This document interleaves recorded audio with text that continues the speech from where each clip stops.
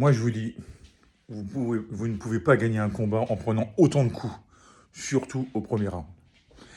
Bonjour les amis, j'espère que vous allez bien. Bienvenue sur ma chaîne YouTube Roboboxing et autres sports pour cette nouvelle vidéo consacrée aujourd'hui à l'UFC Paris. Oh là là. Bon alors, moi j'ai vu les deux derniers combats. Non, j'ai vu les trois derniers. Le premier que j'ai vu, c'était... je sais plus comment il s'appelle. C'est fini. C'est un petit black qui a gagné, là. Super combattant. Qui a gagné sur décision et tout ça.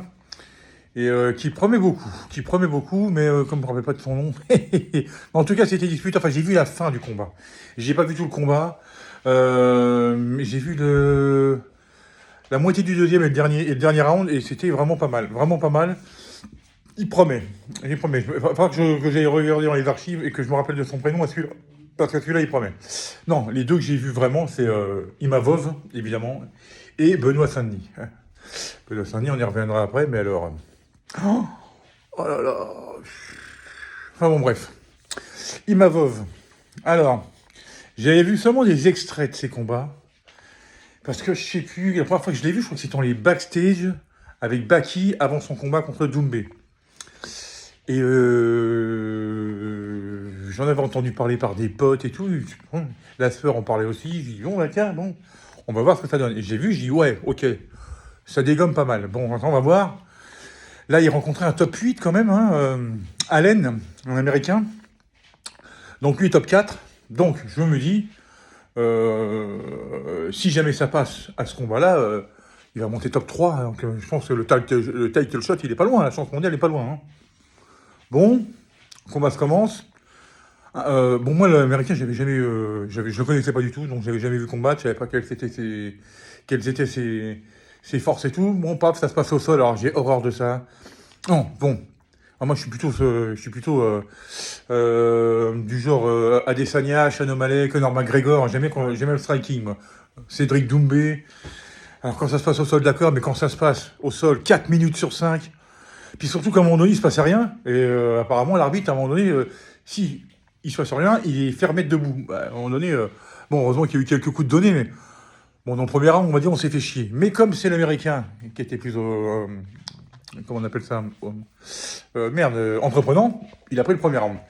Et je me rappelle, et là, je vois et j'entends dans le coin de Imavov, son entraîneur qui lui dit très calmement, bon, bah maintenant, il faut prendre le deuxième, parce que, voilà, hein, voilà. Et puis là, voilà, comme on dit les commentateurs aussi, c'est un diesel, Imavov, hein. Moi, c'est la première fois que je le voyais en direct.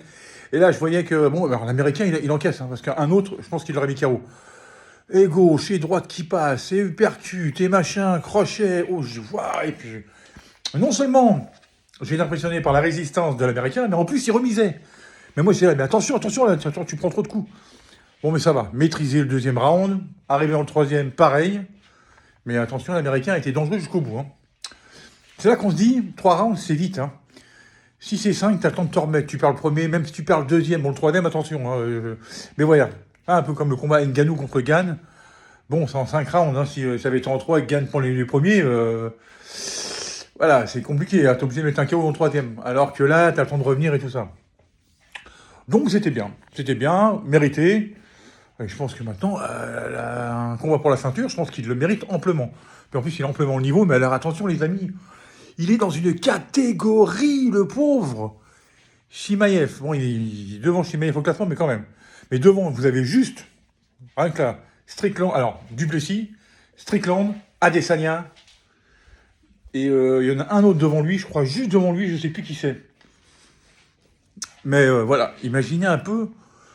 Alors, le prochain combat, ça va être une affiche de ouf. Ça va être ou un main event comme là, ou carrément le main event. Vous avez là, c'est ça. Vous avez donc Duplessis, champion du monde. Après, en numéro 1, Strickland, Adesanya, Whittaker. Waouh, la vache. Ah ouais, non mais là, attention. Là, c'est du méga super lourd. Et là, pour aller chercher un titre, mais il en a les capacités. Il en a les capacités, puis j'aime bien sa façon de... Voilà. C'est vrai qu'au début, il arrive dans la cage, il est un peu trop sûr de lui, je lui fais attention. C'est bien d'être sûr de soi, mais pas trop quand même. Mais non, non, ça va. Franchement, ça va. Après, qui je suis pour dire que ça va? Non, mais je veux dire par là, le mec, ouais, il mérite son classement. Il n'y a aucun problème. C'est limpide, net et précis. Enfin, d'habitude, c'est la meilleure. Net, précis, limpide. Enfin, bon, bref, vous voyez ce que je veux dire, quoi. Donc, là, je suis content. Je suis content pour lui. Pourtant, je ne le connais pas, hein. Moi, je suis un pro Doumbé, mais ça ne veut pas dire que j'aime pas les autres, hein. Mais voilà. Mais franchement, waouh, ouais, bien. Très, très bien. Alors maintenant, les amis. Oh. Oui, c'est grimace, hein. Ouais. Alors, c'est là que j'ai commencé ma vidéo. Voir comment voulez-vous gagner un combat en prenant autant de coups? Le premier round de Benoît Saint-Denis contre le Brésilien, je ne me rappelle plus son nom, Mokaina, enfin, je ne veux pas l'écorcher, est catastrophique. Catastrophique! À la fin du premier round, il avait 2 coupures à l'œil droit. Là, je fais l'œil gauche, mais bon, voilà. Les pommettes super gonflées, les yeux pratiquement fermés. Je me demande comment il a pu entamer le deuxième. Mais alors, il s'est fait emmener au sol, et l'autre cognait, il n'avait pas de défense, déjà il pissait le sang, moitié de... Je me dis, mais il n'a rien montré. Alors, le deuxième round, c'était mieux. Apparemment, il l'empoche. Il était un peu plus entreprenant, mais ça s'est passé debout. Rien d'affolant, hein, parce qu'il n'a pas pris de risque non plus, il commençait à travailler un peu plus au corps et tout. On voyait que le Brésilien était sur leur tenue, il s'est dit... c'est comme s'il avait, genre... c'est comme si c'était dit, non, mais je vais pas la mocher plus, là, parce que là, ça me fait waouh, waouh, waouh. Peut-être que même le Brésilien, il devait se dire, faut arrêter le combat, j'espère qu'ils vont arrêter le combat, parce que là, la gueule qu'il avait, mais alors après, le médecin va le voir et tout, bon, vraiment, il m'a pas emballé ce combat déjà, de toute façon. Pour ça, je vais pas m'éterniser dessus, j'ai préféré le combat d'Imavov, hein, mais largement, largement. Ouais, parce qu'il a rien montré. Dans le premier round, il s'est fait coucher tout de suite, et puis il s'est fait dominer, mais de la tête et des épaules pendant 5 minutes, il s'est fait défoncer la gueule. Et dans le deuxième, c'était vraiment de la survie, quoi. Allez, je travaille à distance, je marque des coups, mais je prends pas de risque. Ouais, je pense que je me mets dans sa tête, à sa place, hein. Je prends une branlée comme ça au premier round, je sais pas si j'osais retourner de la même manière, hein. Donc, voilà. Donc, après, l'arbitre, le médecin a dit non, non, non, non, il voit plus il voit plus de l'œil droit, on arrête le combat. Donc, Marc Godard, ce coup-ci, arrêtez le combat très justement. Voilà, hein, c'est pas une épine, mais enfin bon, voilà. Et, bah voilà. Donc, maintenant, 2 défaites de suite, après celle de Poirier, je sais pas, hein, je crois qu'il était descendu du top 10, puisqu'ils avaient dit que le vainqueur des deux rentrerait dans le top 10. Je sais que le Brésilien était 11e.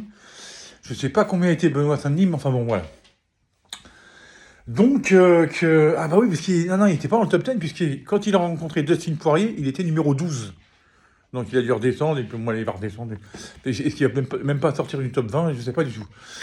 Mais, les amis, oh là là, j'étais déçu.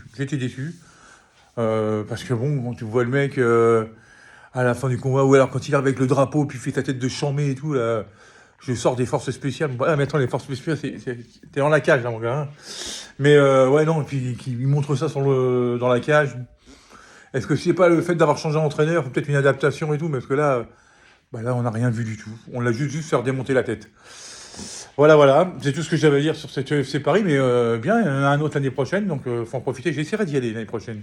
Je m'y prendrai un peu plus tôt, mais après ça va dépendre de l'affiche. Je pense que si nous mettons un Doumbé en tête d'affiche, Doumbé Baki? Non, ah, ça serait pas mal.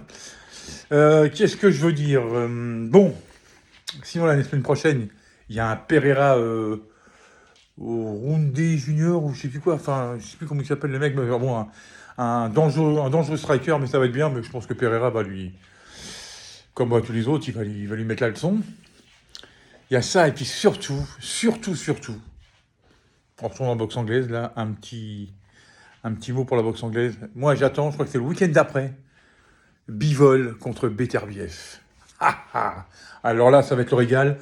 Je pense même que ça va être le combat de l'année. Je pense même que ça va même dépasser Usyk Fury 2, ou même le premier. Celui-là, il va être monumental. J'espère d'ailleurs que sur le contrat, il y aura marqué une revanche obligatoire. On ne peut pas s'en passer, on ne peut pas rester sur un combat... Non, parce que Bivol-Beterbiev, les amis, attention, hein. Ouais, ça peut être chaud bouillant. Et je sais que tout le monde donne Beterbiev parce que c'est le roi du chaos et tout ça. Moi, je vous dis... je vous dis que Bivol va frustrer Beterbiev. Moi, je vous dis Bivol vainqueur au point, vous allez voir. Ah ouais, non, moi, et puis moi, je l'aime bien, ce gars-là, il a une bonne tête. Il a une bonne tête, il se la raconte pas. Peter Buff, pareil, hein, il se la raconte pas. Je trouve sa gueule un peu moins sympa, bon, il est plus dur. Mais non, Bivol, il dit rien, il s'entraîne, puis il arrive sur le ring, il fait une boxe. Mais moi, j'aurais jamais cru qu'il boxait comme ça, ce mec. Hein. Ah là là là, j'en veux même pas d'avoir battu mon Canelo. Hein. Ouais, ouais, c'était super mérité. Voilà. Donc, ça, on en reparlera. Oh là là, je vais vous faire des vidéos sur ce combat-là. Ouf. Et j'en ai la bave aux lèvres. Vous voyez ce que je veux dire? Bon, voilà, les amis. Sur ce, je vous souhaite un super dimanche à toutes et à tous. Et je vous dis à très bientôt pour une nouvelle vidéo. Et surtout, prenez soin de vous. Ciao.